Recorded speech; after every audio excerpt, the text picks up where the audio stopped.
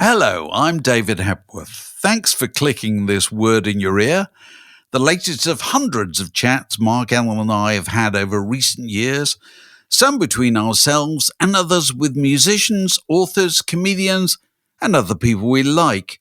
If you'd like to help make sure they continue, you might consider being a Patreon supporter by visiting patreon.com/wordinyour-ear, or just by liking or subscribing in whatever way you prefer.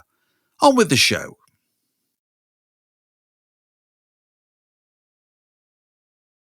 Word in Your Attic, a Zoom with a view. Well, welcome to another Word in Your Attic. And we are joined in his attic by Clive Gregson. Hello, Clive. Where's your attic? My attic is on the top floor of my house in Saddleworth, northwest of England. Now, just as a bit of a refresher, Clive probably entered most people's world, if you go back far enough, to on the cover of the Melody Maker, or what we used to call the front page of the Melody Maker, back in, I don't know when, late 70s, I suppose, something like that. It was the spring of 1980. Oh, right, okay. Yeah. As the leader and lead songwriter of Any Trouble, much hailed and heralded, you signed Stiff, yes? That's right, Stiff, yeah. Richard. And then you're on EMI, I think. That's true. Okay. And then you remember Richard Thompson's band, I remember, I don't know when that was, during the 80s or whatever. I started working with Richard in 1985. Right, and then you worked with Christine Collister, and then you were in the States, and you've done all kinds of things on your own, which we'll hear more about, in the course of this. But I thought when somebody was talking to Clive came up, I thought I bet Clive's got a lot of stuff. I bet he's hoarded over the years a lot of stuff. It turns out you have. Well, we were talking beforehand. You've got a house full of guitars, haven't you? Tell us about your guitar collection. I have. Yes, I have a lot of guitars. I have definitely over 100 guitars, most of which are up here in my studio, and so it's very precarious moving around. But yeah, I've still got the first. I just can't let anything go, so I've just got the first guitar I ever had. I've sold a few guitars down the years, but not many, and they all get played still. Yeah, they do. Yeah, take it out for a run. I have things that they all do specific jobs, and they all do. And I have a studio in the house, so I record a lot at home. So stuff gets circulated. Right. Well, let's just go back to the beginning, as we traditionally do in these chats. Tell us about the music playing equipment that was in your home when you were a child. Was there a record player, or what was there? There was. I vividly remember getting our first record player, which was, it wasn't a dance set, but it was kind of a big, I don't know who made it. I honestly can't remember, but it was a bigger version of a standalone. Quite a decent piece of kit. And and I vividly remember that arriving. I would have been, let me just work this out. Hang on a second. When did this come out? This is my first, 1963. That's my first ever record. Oh, well, you can't go wrong with that. Weird. I have my copy by my computer all day. If we played them every day, if we played them at the same time, you can't get through a day without looking at it. I know. That's fantastic. Because people there you go, Long Tall Sally. That's brilliant. And of course, people nowadays, the kids nowadays, nobody understands in the Beatles story just how important that Twist and Shout EP was, wasn't it? Oh, it was literally the first record I ever got, and I was gone. I have an older brother. He passed away last year, but Glenn was 7 years older than me, so he was very switched on. I was 8 in '63, so quite young, but still interested in pop music. But he had that few years on me, and he was really Beatles obsessive. So he was bringing the records home, and it was just completely life changing. So where were you at the time? Where were you living? Oh, Manchester. My family's from Ashton Under Lyne, which is just outside of Manchester, about 7 miles out of the city centre. Right. So where did you go and buy your records? Can you remember? There was a record shop in town in Ashton on the high street there called Booths, which was there for years. They're gone now, but that would be where we got the records. Yeah. Was it what kind of record shop was it? Was it the kind of place where you went to have you got a piano tuner from as well, or no? It was just records. Just records. Oh, right. Okay. It wasn't just electronic goods, because there were so many at that time sold kind of Hoovers and 2-bar electric fires. There was a little tiny booth in the corner with a kind of bloke who looked like a member of Herman's Hermits with a singles box. No, it was a standalone record shop. That's all they sold. Right. So what else? What other early records do you remember buying, or have you gone there? Oh well, I mean, I do. Early records would be all Beatles pretty much until I got stuck into. Let me see what else is in my pile of things that I think I might. I'll do you my. Was there a particular favourite Beatle? Who is my favourite Beatle? Yeah, George. Right. Oh, that's good. I just wanted to be George Harrison. That was it. I got my first guitar when I was 13. And that was me finished with school, finished with everything apart from the guitar. And I just wanted to be George Harrison. You've still got this guitar, have you? I forgot my first acoustic. Yeah, my first electric, unfortunately, fell apart many years ago. It was a very cheap top 20 made in Japan, I would think. It's the Teisco brand.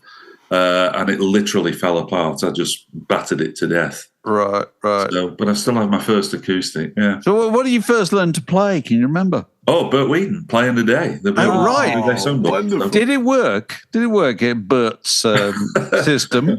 Well, I could play to some extent. Right. That's a moot point, I suppose. Bobby Shafto, page 1. Oh, right, of course. Bobby Shafto. Of course it was page 1. I remember page it 1, well. 2 chords. There were songs, that's right. You had to pick out little demonstrate tunes. 2 chords. Oh, go on, you demonstrate. Go on. It's a bit there. So you have to see the left hand. I mean, this is how to play Bobby Shafto proper. In Bert's book, they're all easy chords, so it's that.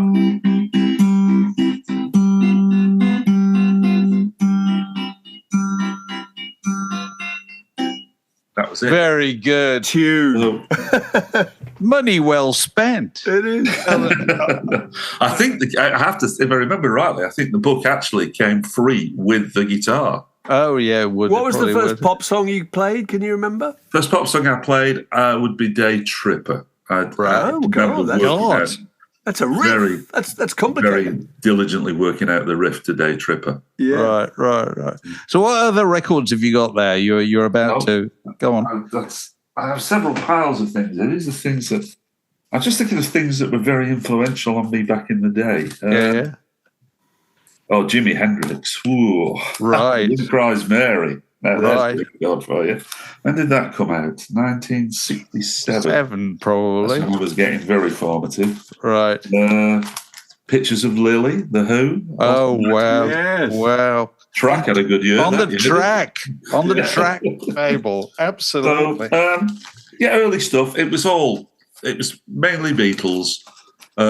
Stones, I've somewhere. I couldn't find it last night, which is unusual, but I've got a copy of The Last Time by the Rolling Stones on 45, which was well hammered. I learned that early on. Do you remember that in those days, it always used to seem to be, and I can't tell whether it was just being at a certain age at a certain time, but if you take 1965, 66, it seemed that big groups were coming out with new singles pretty much every week. Every week would bring something that was unlike anything you'd ever heard before. Is that, you know what I mean? It had a sound that nobody had before. I mean, you can narrow that down from beat groups to the Beatles. I mean, the Beatles were banging out 4 or 5 singles a year. Yeah. Thereabouts, I suppose. All of which, once the first 2 or 3 were out of the way, all of which were radically different. Completely different. The opening chord of I Feel Fine, just absolutely astonishing. And then there's, of course, the opening chord of A Hard Day's Night, which musicologists have about. Still arguing about to now. Yeah, 12 notes or whatever it wasn't it? That's right, yeah. Yes, who knows? But it's like, I'll name that song in 1 chord. Yes. Absolutely. So it was the Searchers, the Hollies. I've got somewhere. I think I've got I Can't Let Go, which was a record I played to death by the Hollies. British beat, and then I think probably around. It would have been sixth form at school, so I would have been about 15, 16. I got heavily into Motown and soul generally, and perversely, kind of alongside that, British folk music or folk-related music. So things like John Martin, Nick Drake, Richard Thompson, of course, Fairport, Dylan along the way. Somewhere in there, I got obsessed with Dylan. But I guess, the usual stuff, really. Things that. So were you learning Dylan songs and Nick Drake songs? Were you learning how to play them? Well, learning Nick Drake songs was almost impossible, actually.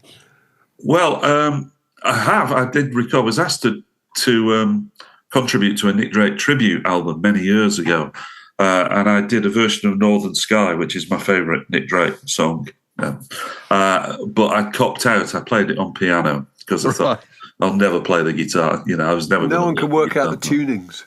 Yeah, I kind of know what they are. I do know, and it's all.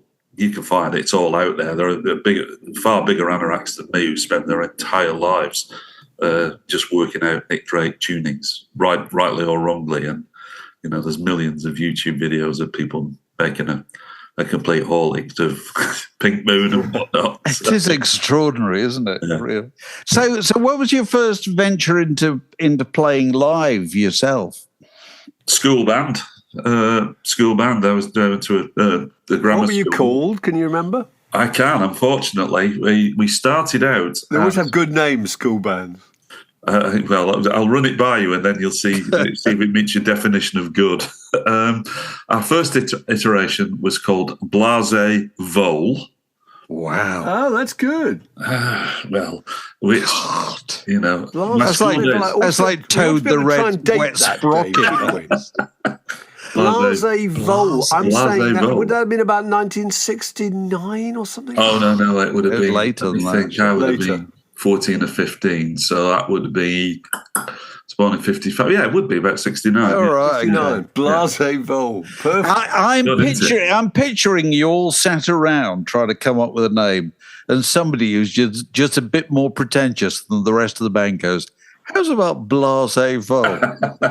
with an accent. With an accent on it. Yeah. I can assure you it wasn't me. Yeah. In fact, I think I'm right in saying I've never come up with a band name in my life. I've been in lots of bands, but I've never come up with a name. Oh, really? What did the Vole play? Can you remember their set list? Our pièce de résistance was a very ham-fisted version of The Whole of Tommy. Oh my God! Which is very adventurous, and that is. We had to enlist our music teacher at the school for concerts at the school because he played the bassoon, so he could cop the French horn lines that John Entwistle used to do. So, and we were truly dreadful. I mean, mind-bogglingly awful. Jez Smith, who's the keyboard player in my current band, The Guilty Men, was at school with me. He was 2 years below me. And he vividly remembers seeing us at school concerts and being, he said, I thought you were great. Thinking, can you remember what you wore? Oh, yeah. Well, because I was, at that point, I'd become hopelessly infatuated with Pete Townshend. So I wore decorators' overalls. I can't remember what the rest of the band wore. I think I was solitary in that enthusiasm. But it was, What can I say? It's a bit of a statement, isn't it? Taking to the stage wearing white decorators' overalls. You've either come to pay to the ceiling or you fancy yourself a Pete Townshend. Nothing in between. It was, we were Blazé Vole for about a year, and then we recruited a different guitar player and a different bass player, and the guitarist was an art student. We were still at school, but he was big into art, and he decided that we should be called Dali after his favorite artist. Oh, that's good. So we were Dali for a while, and that metamorphosed into my kind of crossed over into my college band, which was half people from back in Manchester and half people from. I went to college in Crewe and Alsager. Oh, right, you did, didn't you? Yeah. So, and Crewe is where you really started playing, isn't it? Kind of regularly, or Crewe is where, that's where Any Trouble came together. And that was fairly quick. That was towards the end of my second year at college. We had the bare bones of Any Trouble in place. I'd kind of gone all around college, all around town. I was living in Crewe and just scoping out players. And it's a funny story in a way, because there was a band who played regularly in Crewe called Torch, and I didn't really think much of them, apart from the fact I thought they were all the front man. And I have to be very careful about this because it's still a big bone of contention, because the front man is still in the business, and I bumped into him not long ago, and it was obvious that he's never forgiven me. But I thought that they were a bit. I thought that the singer-songwriter who fronted it was a bit ropey, but the players were all pretty good for young lads. They were all 16, 17, a couple of years younger than me. So I worked on it over a period of about 3 months. I stole his entire band, and they all became, and that's what became Any Trouble. And, we laugh about it every now and again. We get together, we talk about it, and they'll say, well, that was good. This Torch thing was going nowhere. It was obvious that you were driven and all the rest of it. But he's still eaten up by it. Well, yeah, and I bumped into him in the studio. You stole Torch off me. Go on, tell me about bumping into him. Where and when? It's while we were making the Guilty Men record at a studio in Manchester. And I rolled in one day, and he was in the studio next door. And when did you last seen him? It gets difficult here because, in a way, I suppose I'd have to name names, really, because I saw him. He was a partner and musical director for Thea Gilmore for many years. Oh, right. Okay, yeah. And for a very brief moment, I was on the same label as Thea in the early 2000s, and we did a concert together. We did a double header at the Union Chapel in Islington, and he was in the band. So that was the last time I saw him, which would be probably 20 years ago. 20 years ago. And he was quite frosty then. But you see, it's really funny. We were only talking to Claire Grogan about this yesterday. That we find as journalists, you write reviews of people, decades ago, and musicians always claimed never to read reviews. But then you meet them 40 years later, and they can quote you. They can quote word for word, because they never forget. So sweet. She said, "I found this review that you'd written, Dave." She said, "I thought we were friends." A review written in 1981. It was amazing. I have it's slightly off the time, but I have a memory, David, that you interviewed me in the early days of Any Trouble for something, and would it be a paper or for the radio or whatever? But you interviewed me. Might have been radio. Go on. Yeah, and your final question, and I may have this wrong, but I'm sure you'll correct me. Not, but your final question was, can you tell what's the worst gig you've ever played? And absolutely straight off, I said, Wakefield Town Hall with Any Trouble on the stiff tour. And you said, I come from Wakefield. Is that true? Well, I certainly can't. I went to school in Wakefield. I come from near there, and that sounds like me. And don't worry, I don't feel hurt on behalf of Wakefield or anything. I want to know why it was the worst gig ever. I can well imagine. It's a wet night in West Riding, Yorkshire. Let me paint the picture for you. I can do it in 5 words. Wakefield Town Hall stiff tour. Right. That's all you need to know. Town Hall, not the Unity Hall. Town Hall. It might have been the Unity Hall. Yeah, it'd be the Unity Hall, or whatever they used to call it. Yeah. That's funny. No, I mean, just that business. I'm just interested in the fact that musicians hold grudges on a kind of on what I call a Serbian scale. You know what I mean? that they nothing gets forgotten ever. It's all lodged away. It's what somebody said in the dressing room back in 1979. It rankles. You know what I mean? That's the great one, isn't it? Yes. Things that musicians love to hear. The band have had a meeting. That's one of my. I was always thought I should write a book called "The Band Have Had a Meeting." Yeah, we've had a conversation. Yeah. So you acquired these three other musicians, and that became Any Trouble. Yeah. The derivation of which name we probably best not go into now. It used to be a rib-tickling anecdote. It's probably less so nowadays, isn't it? Well, it's just silly in that Chris dreamed it up. Chris, our guitar player, had been to see, a usual thing with batting names around. And, I was like that scene in The Commitment where they're dreaming up the band name. And at one point, somebody comes up with, the fucking Egypts. And I think that's, it's inevitable. But Chris had been to see Blazing Saddles, a Mel Brooks movie. And the name is a misquote from the movie, basically. Oh, right. Yeah. Look it up. Pretty obscure. Look it up. Yeah, it's very obscure. But there you started playing regularly we played around. We were based loosely in Crewe because I was at college there and the other guys were from smaller Cheshire towns around there. So we had regular gigs in Crewe, Stoke and various places around the Midlands. This would be late 70s. And built up a following and, got to the point where at that point, it was all covers pretty much. I was going to say, what were the covers? Because that was the interesting thing, because at the time, people weren't really doing covers, were they, at that point? Well, were they? We were talking about this the other day, interestingly enough, is that the bizarre rise of the tribute band, it's you think it's a very utterly strange concept.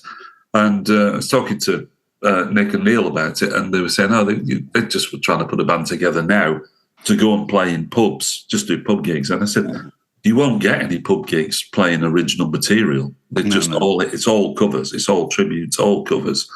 And back in the day, if you were playing pub gigs back then, you had to be an original band pretty much. If you were playing covers, you were a working men's club band. Yes, true. Workies. Yeah.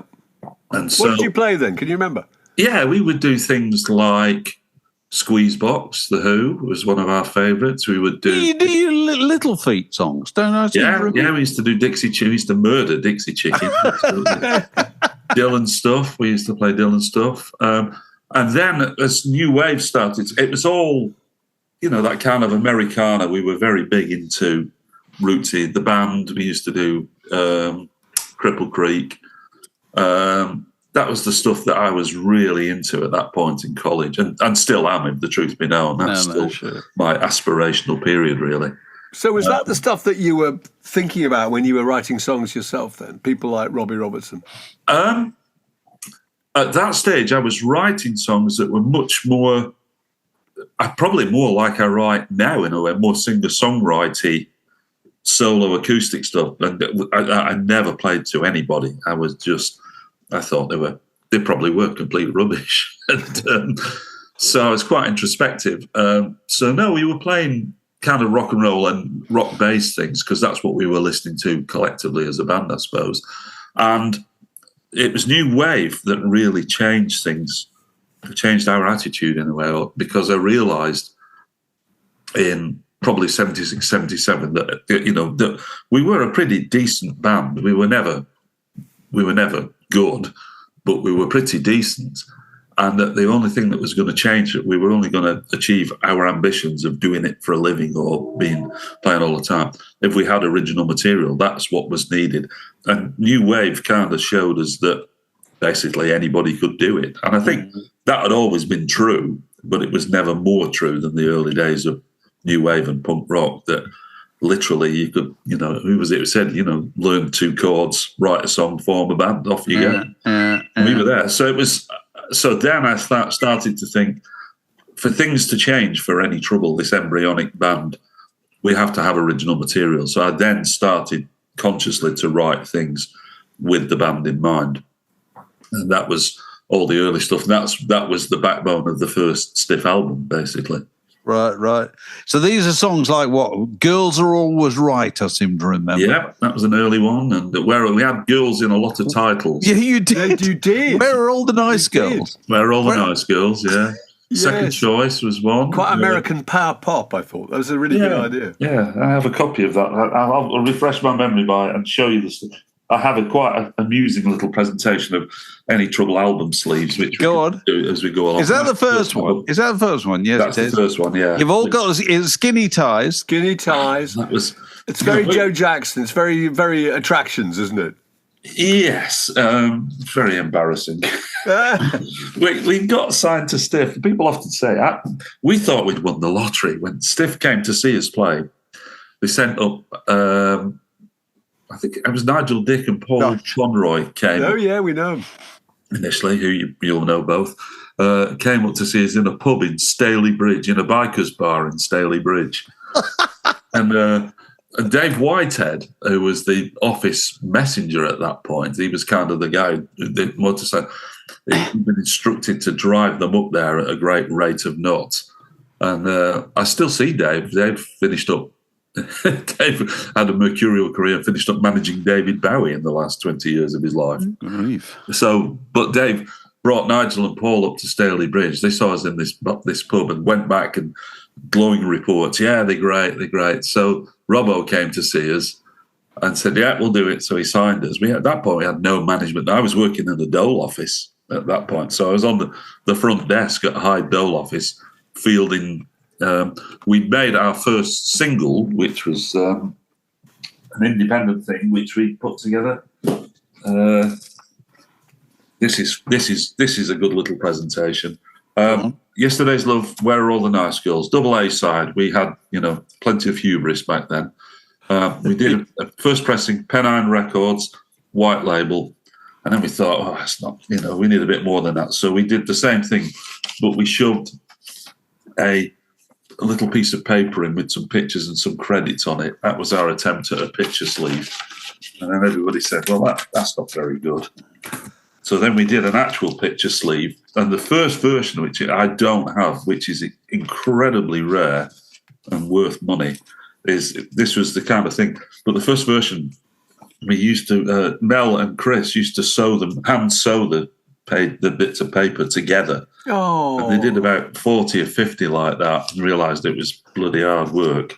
So eventually we just... Hold it up. Hold it up. So, oh, wow. Oh, God. So that's the one that's rare. Wow. No, this is the one. I don't have the real... Right, okay. This is rare enough, the original. Right. But that was the original. We finally knocked up a proper, picture sleeve for it. You see, that was one of the really interesting aspects of kind of indie music making in those days, that it kind of involved people in acquiring either craft skills or finding people who had craft skills to do things that were at the time utterly mysterious. Like, how did you design the cover? Well, nowadays anybody can do it on the computer or whatever. Then you felt you had to know a genius somewhere who had the pens and could take a photograph or anything like that. I think we were quite fortunate. We had Chris and Mel were both art students. Oh, well, that makes a lot of difference. Mel went on to make a living as a graphic designer, so he was pretty switched on.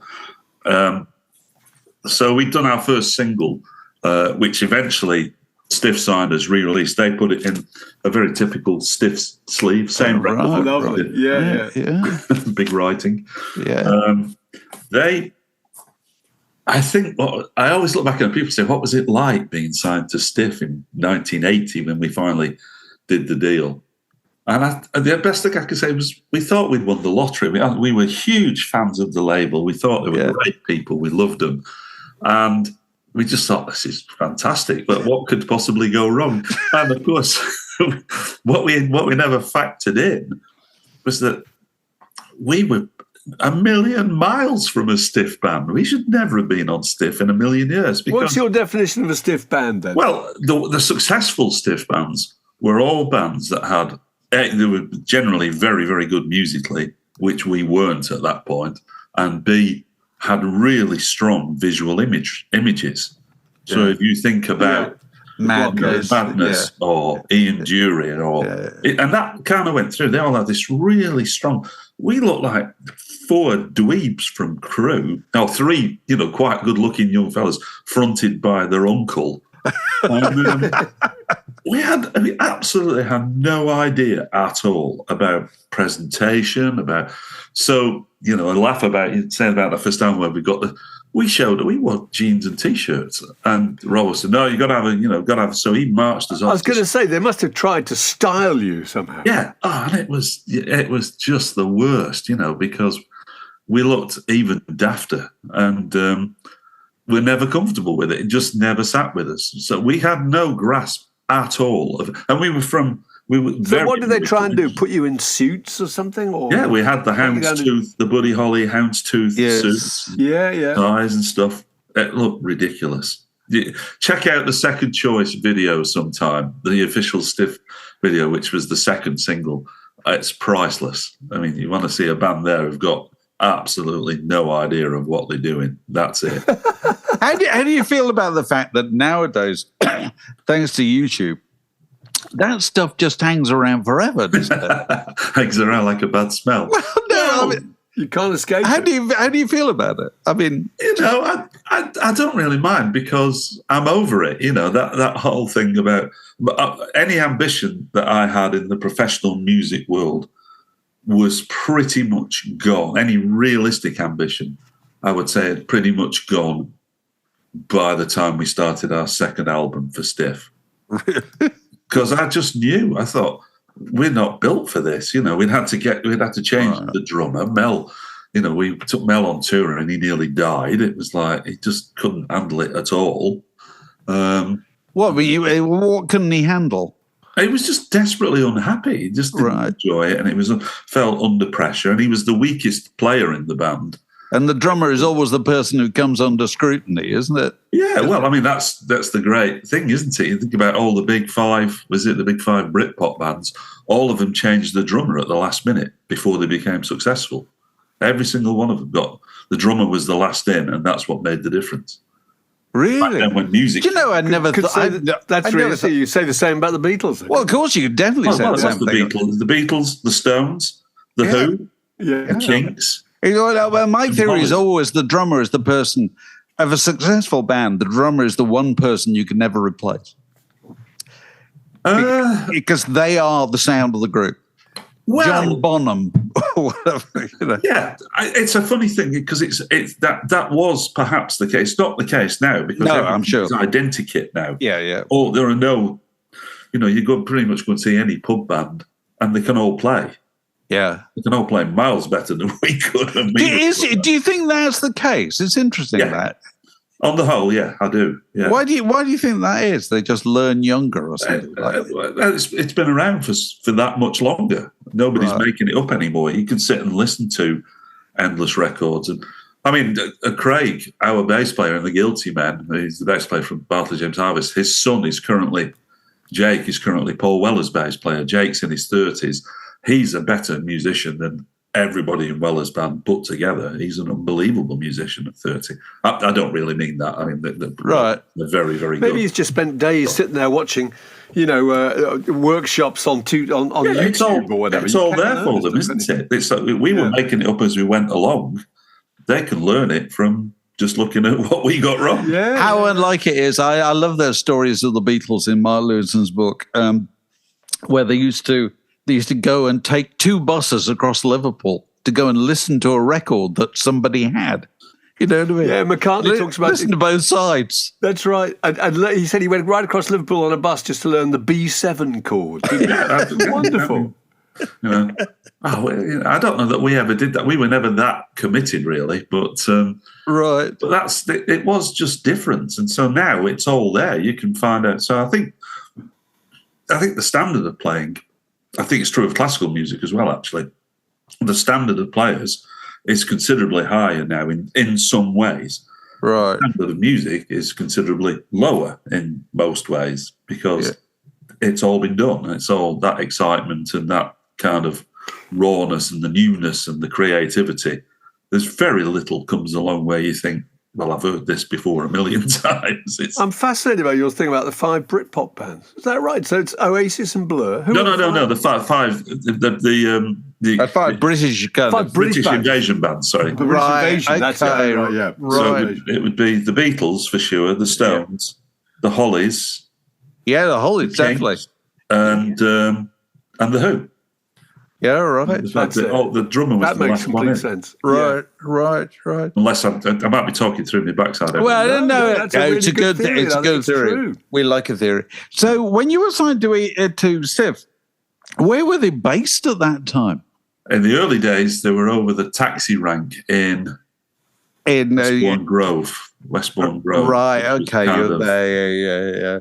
Back end of wherever it is. Is that Camden, perhaps? I can't remember. No, it was slightly more west than that. Northwest. Okay.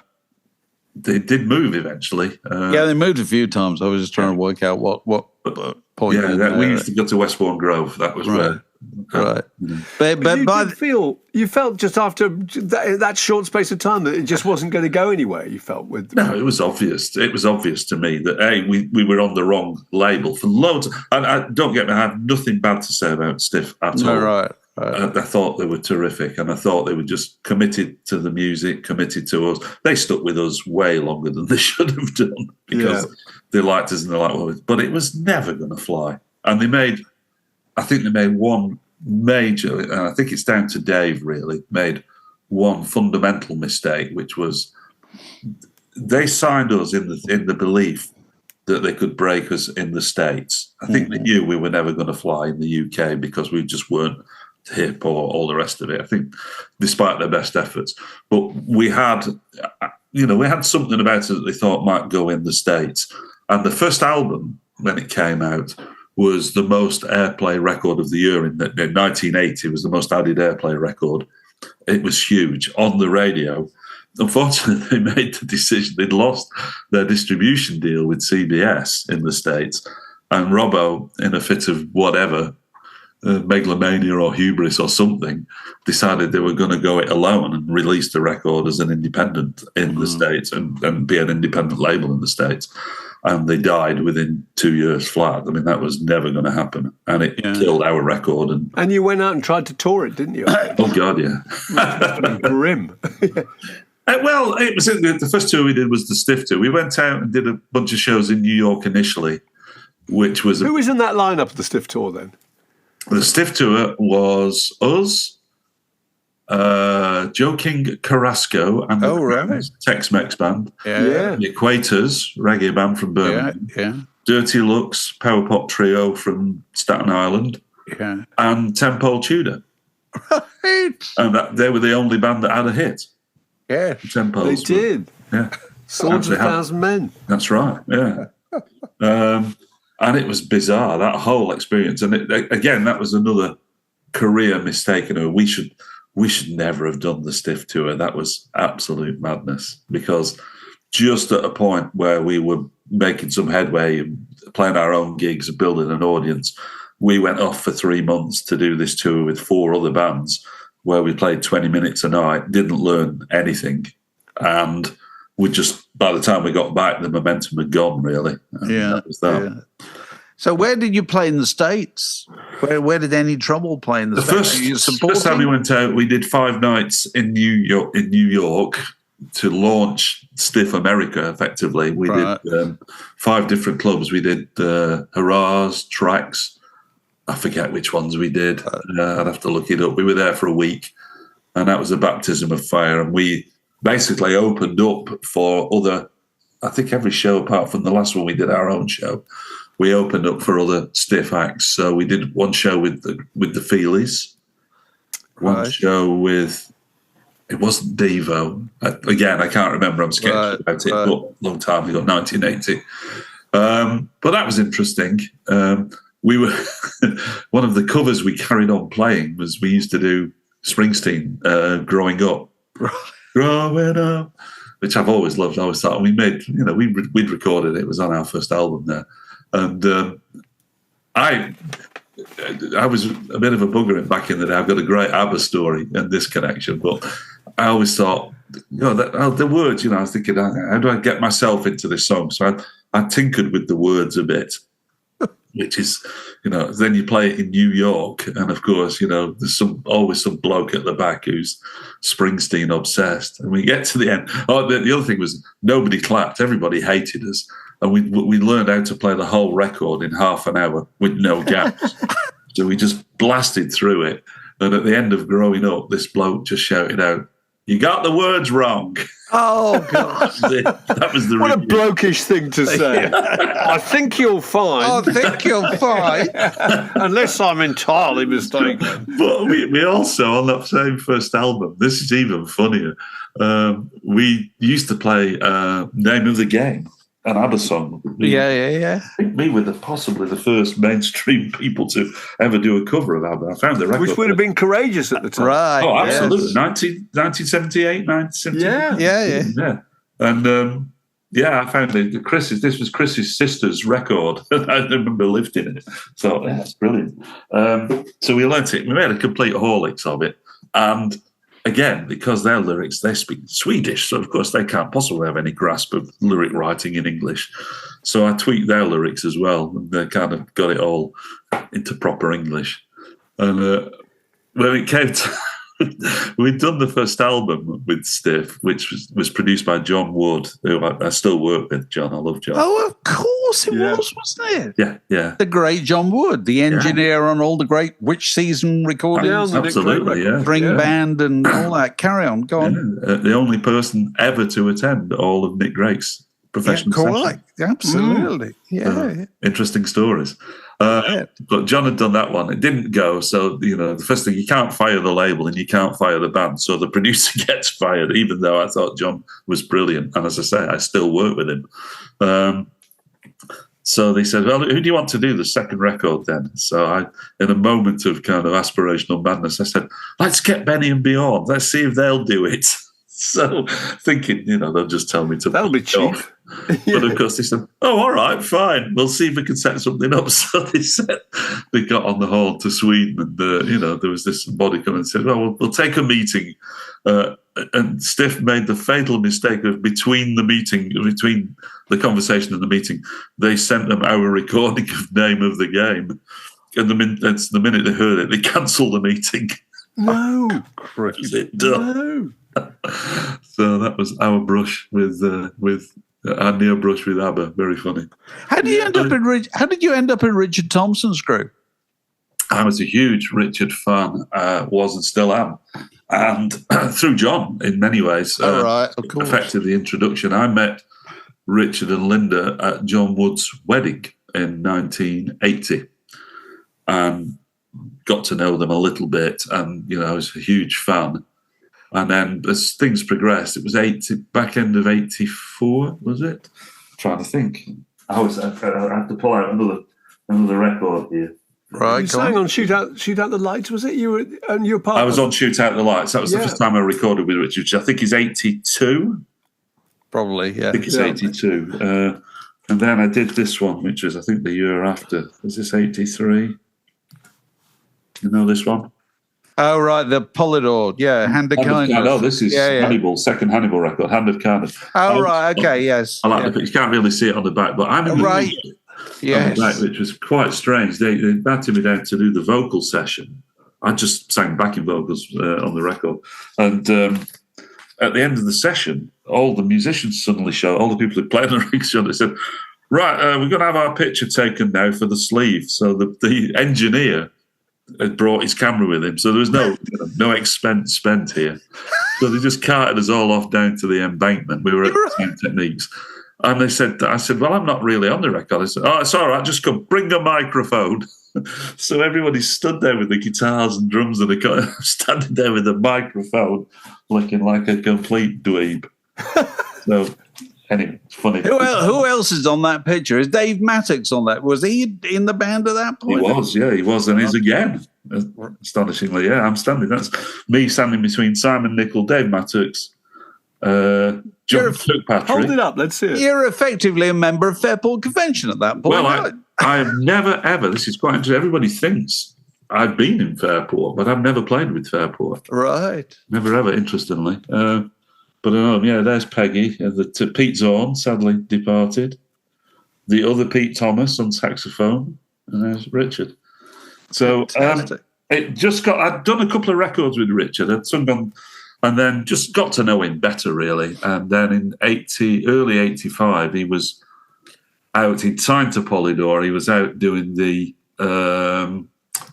which was the first Polydor Daring record. Adventures. I don't know. Was it Daring Adventures? I think, can't remember. yeah. No, Across a Crowded Room. Oh, okay, yeah. The first Polydor record in 85. And Chris and I sang on that. I'd met Chris in the interim and was kind of working with her on a more, Christine, on a background level, just writing songs and trying to produce demos and get things going for her. I rode her into the sessions for Across a Crowded Room. I said to Richard, you should really have, we sound really good together, and we should, should have her on the record. So we did that, and his regular band, as was at that point, it was essentially Simon Nicol, Dave Mattox, and Dave Pegg. It would have been, were not available for the tour. Couldn't do it. They were all doing something else. So Richard phoned me up, said, "Do you want to do it?" And Any Trouble had literally just wrapped up at the end of 85. We'd pulled the plug on Any Trouble. And he said, do you want to come on the road, do the record, do the tour? So I said, yeah. And then a few days later, she said, "Do you think Christine would do it as well?" And Chris and I were going out by that point. So we thought, well, yeah, great, still trying to. So we kind of were drafted into Richard's band along with Jerry Conway on drums from Cat Stevens' band, but also Following Gay and latter day. Jerry died last year. That was very sad.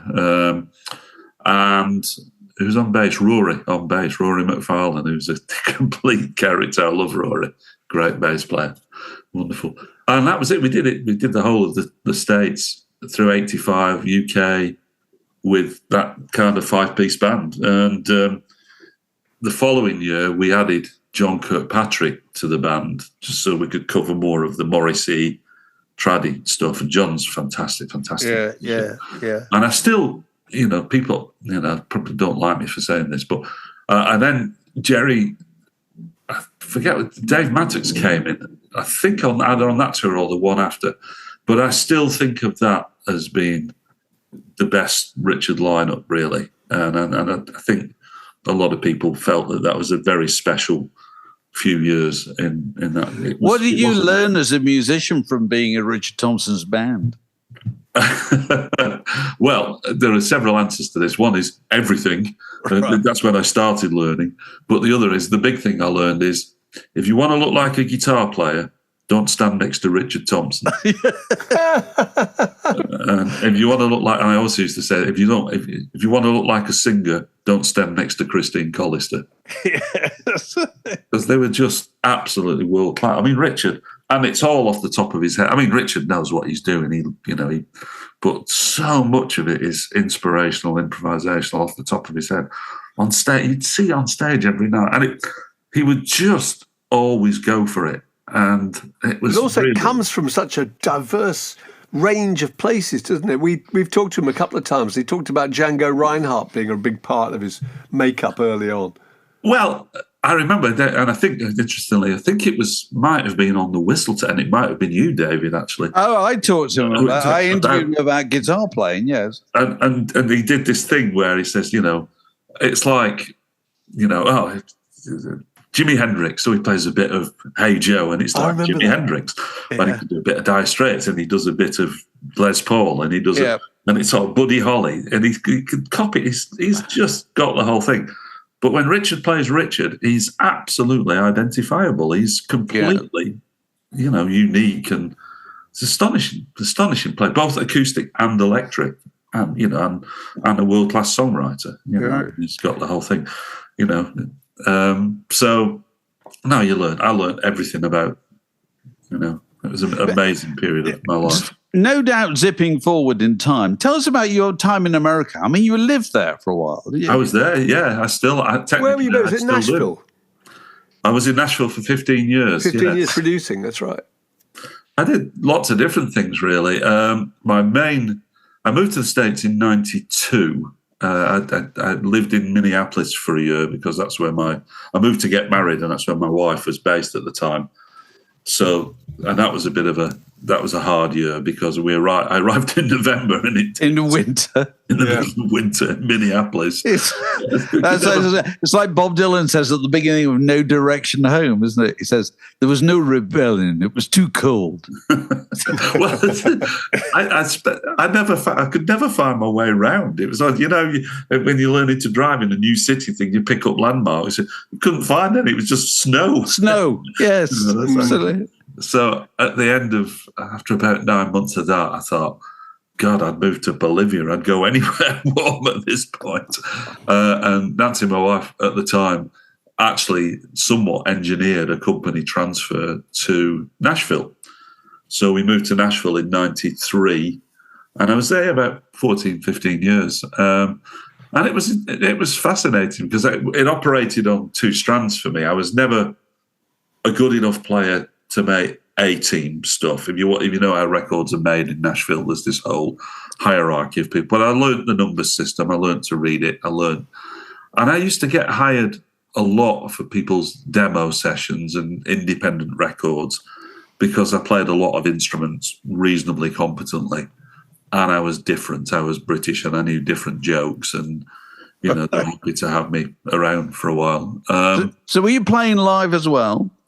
Very little. I was still making solo records and touring. I was never able, post Gregson and Collister, was never really able to get enough of an audience in the States to make it worthwhile. And after a while, I realised that I was just spending money on the road in the States that I was making elsewhere for no good reason. So I backpedaled on the touring side, the playing live.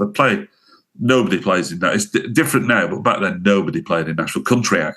Big country acts wouldn't play in Nashville because nobody went to gigs. It was like that place.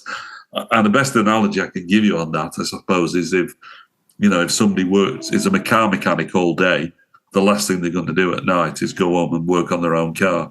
Yeah. And so you get this town full of musicians, and outside of the tourist traps down on Broadway and those kind of places, there weren't really any gigs, and the bigger names in country didn't often play Nashville because people didn't go out in big numbers and didn't want to be seen to be failing in front of. I think it's probably changed now. I think it's much more. It's a bigger city, much bigger city. When I first moved there, you didn't, if you went downtown on a Friday or Saturday night, it was tumbleweed, apart from the one strip of tourists. Yeah.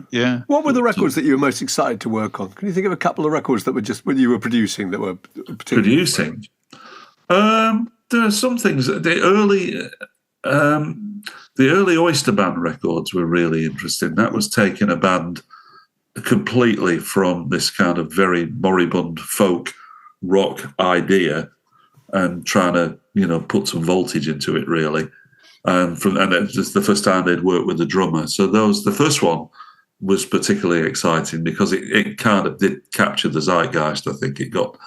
But otherwise, things, I don't know, I tend to work more recent things, actually, that I've been excited about. Things, it's because I've probably become a bit more set in my ways. Nashville things, I did 2 records for Leanne Etheridge, who was Pat McInerney's wife, the drummer from Nancy Griffith's band. Right. And I did 2 records, which were both great because we just cut them in the right spirit live in the room.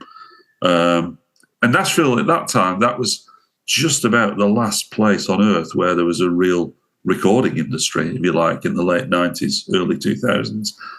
There was still lots of studios working round the clock where musicians, you put 5 or 6 players on the floor and cut live everywhere.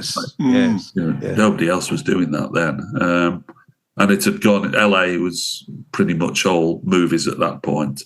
New York had gone over to mostly jingles and some kind of culty stuff, I suppose. But that was it. It was last, and London was gone as a recording industry. So by this point, people are starting to make records at home or in bits or whatever. Now, you were saying earlier, during lockdown, you made how many records? I did 8. And these are Clive Gregson records. Clive Gregson solo records, the 2020 series. I'll show you the... And you said you were trying to make 12. Well, I don't know what period of lockdown we're talking about. Was that over a year, a bit longer than a year? It was within a calendar year, and actually it had nothing to do with lockdown. The original concept was I decided around about 2018, 2019, I thought, I've had enough of this sitting on the motorway lark on a Friday afternoon on my own in a traffic jam. I think I'll get off the road. So I'd kind of made it known that I wanted to get off the road, at least as a solo artist. I was just fed up with it. Yeah. So we decided that 2020 was going to be my final year of solo touring. You can see where this is going. Yeah. And I thought, as part of a grand gesture, as my plan was to release a new album every month through 2020. So I set off on this, and it needn't have been that complicated. It's not that difficult because I write endlessly. I can record at home. I play everything, so I could pretty much knock them out. So I set off. It got to March, and March of 2020, everything shut down. I'd done the first two records. The tour had collapsed. When you tell people you're going to retire, you suddenly become very popular. That's quite right. Yeah, sure. And so all the touring vanished completely with the pandemic. So I was left with nothing to do but make these records. And because I'd made a fairly specific plan of how I was going to make these records, I knew there were 8 or 9 of them I could just do at home on my own, and that would be fine. There were 3 that I needed to work with other musicians in third-party studios, and that was just not possible during the lockdown. So I finished 8. I got 8 done and 8 out, and then the rest of the other 4, 2 are now done. 1 I still have to record, and 1 is 90% done. So they will limp out at some point. But during 2020, I actually recorded and released 8 records. That's astonishing. Partly therapy, I should imagine. Yeah. So the thing that you I need therapy. I need therapy now. Now, the thing that most recent to bring us up to date. So those are your solo records. Yeah, they all are. Up to date. You found yourself a member of the Guilty Men. Tell us about this story. Well, as just prior to lockdown, and I was spending more time in England, I'd reconnected with a couple of old pals from centuries ago. Neil Cossa, who was the guitar player in the Cheetahs, 80s R&B band, who was signed to EMI at the same time we were signed to Stiff. And I've known Neil since he was 17 or 18. We go way back. And I connected with Nick Simpson, who was... Nick Simpson wrote Playing Bogart, which is probably the most popular Any Trouble song, right, bizarrely. Yes. It's on the first album. It's the one that seems to get the most plays. Great song. And they're both based in Manchester, so I kind of caught up with them. They used to be in a band together. We had lunch one day, just got talking, and thought as the lockdown was coming into sight, we thought, well, we could probably get together once a week and just do a writing thing, just write some songs just for fun, really. So we did that for a while, and they got terribly overexcited about the whole thing and said, this is great, this is going great. We should play, we should be a band. So I said, well, not right now, that's not possible, but think about it. Immediately prior to the lockdown, I'd done I know the guys from Bartley James Harvest. They're local, they're just over the hill from here. And I knew that John, who was the only original member left, who fronts the thing, John Lees, was kind of getting close to pulling the plug, retiring. And the guys, the other players, Jez, Craig and Kev from the Bartleys, are all quite a bit younger. So I thought, maybe they want to do something. So I'd got together with them, and we'd just been knocking material around. They're all fantastic players, lovely people. We did a couple of gigs as this embryonic thing called Raggedy Ass, and it was great. And then the lockdown came and it went to sleep. So when Nick and Neil decided that we needed a band, I said, well, let's just talk. I'll talk to the guys. I've been working with them. They'll be brilliant. Anyway, there was a bit of shuffling backwards and forwards. People were into it, not into it, whatever. It finished up that out of that, we've finished up with a writing collective, which effectively includes everybody apart from Paul, the drummer. So we've got, it's me, Neil Cossa, as I said, Jez Smith, who was in the Mindbenders for many years. We worked with Wayne Fontana for a long time. This is a super group. We're a super group. It is. Barclay James Harvest, the Mindbenders. You know, what can you say? Craig, the bass player, singer, he's been with Barclays for 25 years. And then we recruited Paul Burgess from 10cc, who right, of course, yes. Yeah. And Paul is a Stockport lad, and he came on board. So it's the most fun I've had in a band probably ever. It's certainly for a long time, because they're all great. They're lovely people. They're great players. It's good fun. Everybody sings and plays and writes and is good. And it's very low stress. So we kind of had a bunch of songs and we just thought, all right, if we're going to take this seriously, we need to do a record. So we got into a studio, made the record. The record is finished, comes out September 5th. We've been doing videos and all the other stuff. And we're going to go and do some shows later in the year. So we're ready to roll. We're ready to. So is it? How can I put this? What's the average age of the band? Well, those headlines used to talk about the Stones, didn't they? The Daily Mail. I know. I said, yeah, how to start a new band. Paul is. Who's the youngest member? Craig is the youngest member. Craig, and how old is he? He's 59. Okay, there you go. That's a spring He's a chicken. stripling. No, I quite like the idea of going through the kind of forming a new band, which is traditionally associated with being 19, isn't it? Yeah. Suddenly, it's in kind of, I don't know. It's a different territory, isn't it? Yeah. Well, we still come running in with an AC-30 and a can of lager. Right. 10 Woodbines. Paul is the eldest. He's mid-70s. I think he's 75. It's interesting about Paul because I went to see 10cc a few weeks ago, and he plays the whole show. I don't know if you've seen them recently. It is utterly phenomenal. I'm a huge 10cc fan anyway. Us too. And I actually, it's sacrilege to say this, I think they're better now than they were back in the day. Right. And they just play the hits, and it's brilliant. They're just really good. Well, Paul plays. It's only Graham, right? Is that right? Graham's the only. Well, except people like other members have been with them like 25, 30 years. Well, Paul was with them from day one on the road. Yeah, right. Yeah, he was the second drummer on the road when Kevin came up from to sing. Paul played drums, and then became a full member of the band after the split when Kevin and Lowell left. Paul graduated to be the full. So he's been with them since the mid-70s, early 70s. So 50 years, yeah. Fantastic. And Rick Fenn, the guitar player, has been with them since Deceptive Bends. He's been that year. So they go back, but they are really, really good. But Paul plays a full 2-hour show, and I went backstage afterwards, and he was like fresh as a daisy. Really? Yeah. Not that I could do that anymore, but so it's good. You're presumably, is it easier because you maybe not expecting an awful lot? I mean, you're not sitting there thinking, "Let's tour America," or. Well, I think. No, I don't. Or are you?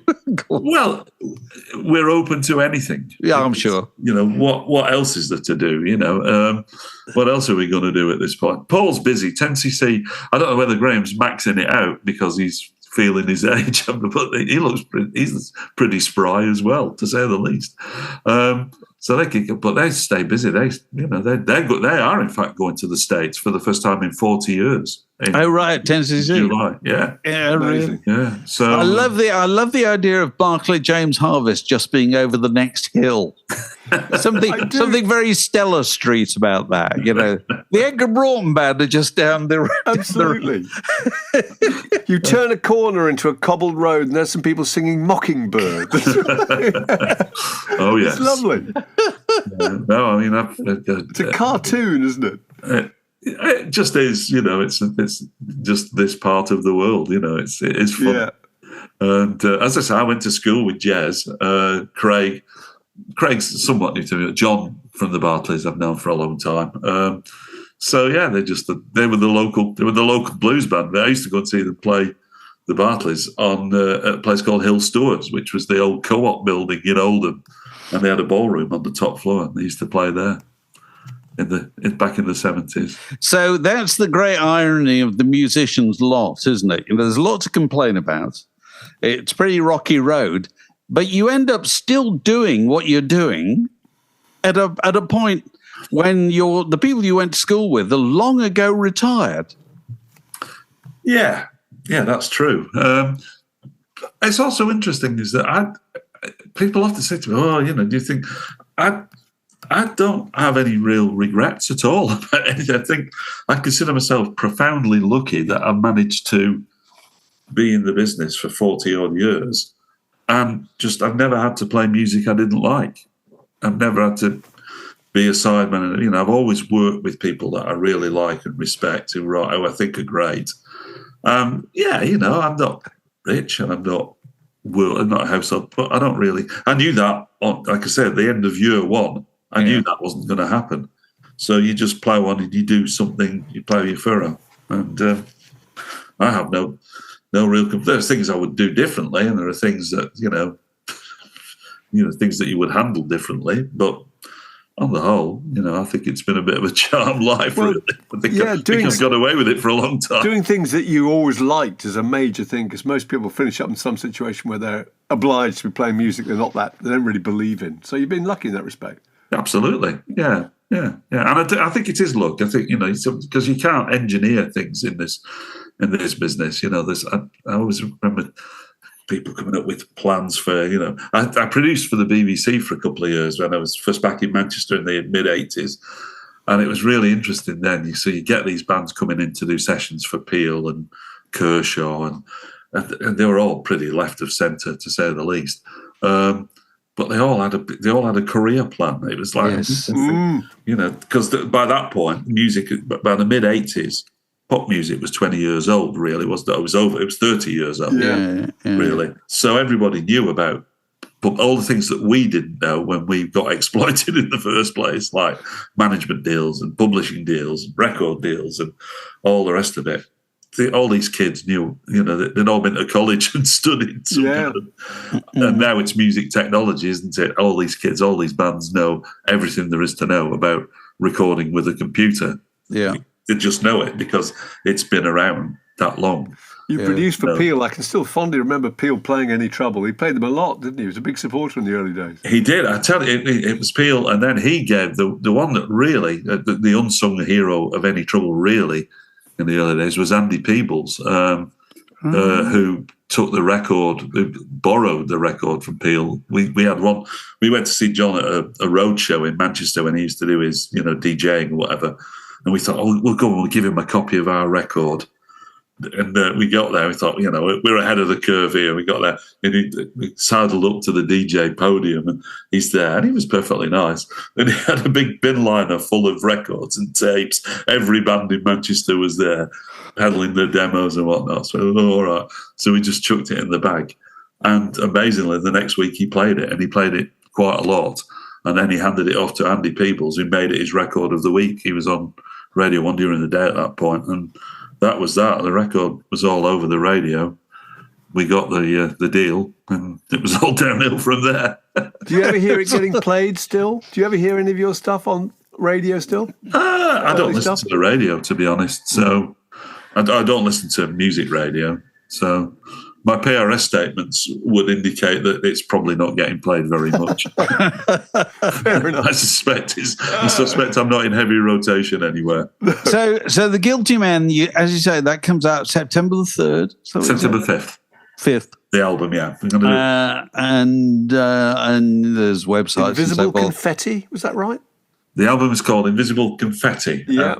We've got a few video clips kind of up there already, but we're going to do an actual official single in August, which will be Susan's Back Drinking, which is one of the songs from the record, which Nigel Dick has very kindly made a video for us. Yeah, so Nigel, who's been one of our guests on one of these chats in the past, but also Nigel being the man who, used to be the messenger at Stiff, didn't he? He was. He was. And, and then became the press officer and so forth, and came up to Crewe or whatever. For Britney Spears. Yes. Well, that gig, the motorcycle messenger, it was Nigel who went on to do what he did. Yeah. And then he was followed by Dave Whitehead, who went on to run Rough Trade in the States. Right. He finished up managing David Bowie and David Byrne. Well, we interviewed Nigel about 2 or 3 years ago, didn't we, Dave, by Zoom, and he was living in an amazing place with incredible view with kind of forest all around him and deer and stuff. It was just brilliant. He's moved out to Golden, Colorado. He was in it was Colorado for years, but yeah. No, he's Nigel's one of my all-time favourite people. He's the nicest of men, and he's been so kind to me down the years. He's just top bloke. He's great. Well, look, Clive, it's been lovely to talk to you. What a joy. And, as we say, good luck with the album. Thank you very much. Yeah, it's been a pleasure. Good luck with the tell us all about it. Come back and tell us all about it. It's a chat show sort of technique we have. On my next retirement. Yeah. Lovely to see you anyway. Word in Your Attic, a Zoom with a View.